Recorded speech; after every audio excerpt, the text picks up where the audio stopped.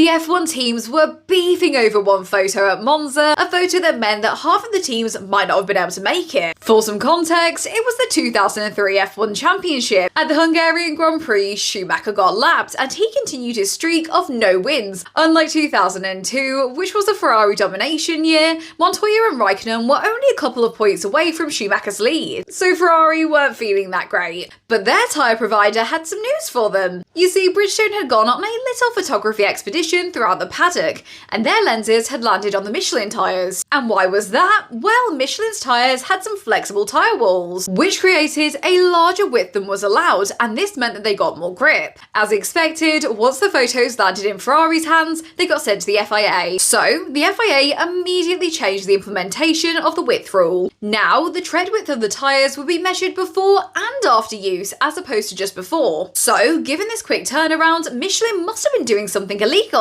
right? Well, yes, but no. It was a cheeky interpretation of the rules. Michelin were happy to admit that their tyres spread during running, but they said that they were the correct width before use. And they had been told that the width would get measured at the start of the race, but the problem with this was that they were told verbally. There was never any written confirmation that they only had to be the correct width before running. Once the change was made, Michelin did respond, and their boss said that they may not even be able to go to Monza because it takes so much time to make new tyres, it would be expensive, and they couldn't guarantee that the teams wouldn't get disqualified. However, they managed to make it. The sparks were flying in Monza during the press conference, and this happened at what is meant to be the kind of team principal press conference. There was Brawn, Briatore, Dennis and Head, which meant that there was one Bridgestone tyre representative and 3 Michelin tyre representatives. So during the press conference, there were accusations of paranoia, there were also interruptions, there were visits to old controversies, and there were arguments over who said what. Then Briatore rounded it all off by asking the FIA media officials why the tyres were never measured post-race before. Oh, and Brawn told off a media personnel for laughing. But even outside of the press conference in Monza, it had been dramatic. There was a lot of back and forth in the media between Michelin, their teams, and Ferrari. But how did the season end? And did the tyres make a difference? Well, Schumacher did claim his 6th championship that year, but regarding the impact, there are mixed opinions. Some say that the reason why the Michelin teams didn't beat Schumacher was for kind of normal racing reasons, whilst others say there was a drop in performance. To be fair, the timing was interesting.